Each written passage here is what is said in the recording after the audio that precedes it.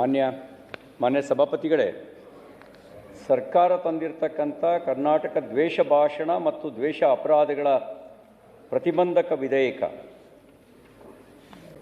ಈ ಒಂದು ವಿಧೇಯಕ ಸಂವಿಧಾನದ 13 ಮಂದಿ ಮಾತಾಡೋರು ಸಂವಿಧಾನದ 3ನೇ ಭಾಗದಲ್ಲಿರ್ತಕ್ಕಂಥ 19ನೇ ವಿಧಿಯ ಅಭಿವ್ಯಕ್ತಿ ಸ್ವಾತಂತ್ರ್ಯದ ವಿರುದ್ಧವಾಗಿದೆ ಅಂತ ನಾನು ಭಾವಿಸ್ತೇನೆ.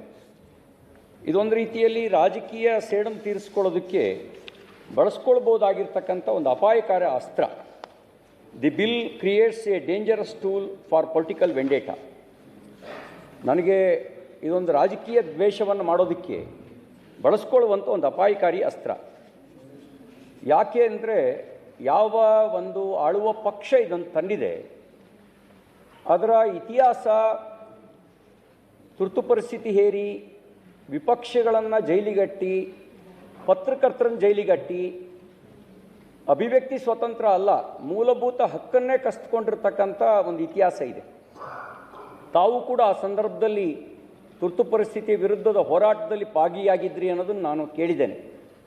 ಈ ಒಂದು ಇತಿಹಾಸ ಇರೋದರಿಂದ ಈ ಕಾಯ್ದೆಯ ಮೂಲಕ ಪ್ರತಿಯೊಬ್ಬರು ತನಗೆ ಯಾರನ್ನ ತನಗೆ ಆಗೋದಿಲ್ಲ ಅವ್ರನ್ನ ಈ ಕಾಯ್ದೆ ಅಡಿಯಲ್ಲಿ ಬಂಧಿಸುವ ಅಪಾಯ ಇದೆ. ಹಾಗಾಗಿ ನಾನು ಹೇಳಿದೆ ಇದು ಒಂದು ರೀತಿ ಅಪಾಯಕಾರಿ ಆಗಿರ್ತಕ್ಕಂಥದ್ದು.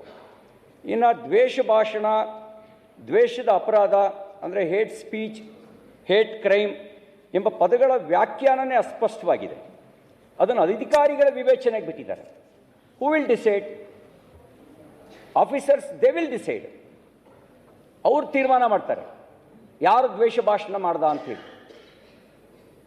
ಅವರು ನಿರ್ಣಯಿಸ್ತಾರೆ ಯಾವುದು ದ್ವೇಷ ಅಂಥೇಳಿ. ಇನ್ನು ಭಾವನಾತ್ಮಕ ಪರಿಣಾಮ, ಸಮುದಾಯದ ಮನಸ್ಸಿನಲ್ಲಿ ಆತಂಕ, harm, emotional impact, apprehension in the minds of community ಎಂಬ ಪದಗಳಿಗೆ ನಿಖರವಾಗಿರೋ ಮಾನದಂಡ ಇಲ್ಲ. ಏನಾದ್ರು ಒಂದು ಸ್ಪಷ್ಟವಾದ ಮಾನದಂಡ ಇದೆಯಾ ಅಂದರೆ ಮಾನದಂಡ ಇಲ್ಲ. ಇದು ವಿರೋಧಿಗಳನ್ನು ಹತ್ತಿಕ್ಕೋದಕ್ಕೆ ಆಡಳಿತ ಪಕ್ಷಕ್ಕೆ ನೀಡಿರ್ತಕ್ಕಂಥ ಒಂದು ಮುಕ್ತ ಪರವಾನಗಿ ಆಗಿಬಿಡುತ್ತೆ. ಅಂದರೆ ಫ್ರೀ ಲೈಸೆನ್ಸ್. ತನಗೆ ಯಾರು ರಾಜಕೀಯ ವಿರೋಧಿ ಇದ್ದಾನೆ ಅವನನ್ನು ಹತ್ತಿಕ್ಕೋದಕ್ಕೆ ಒಂದು ಬಳಸುವಂಥ ಒಂದು ಫ್ರೀ ಲೈಸೆನ್ಸ್ ಆಗಿ ಪರಿಣಾಮ ಆಗುತ್ತೆ.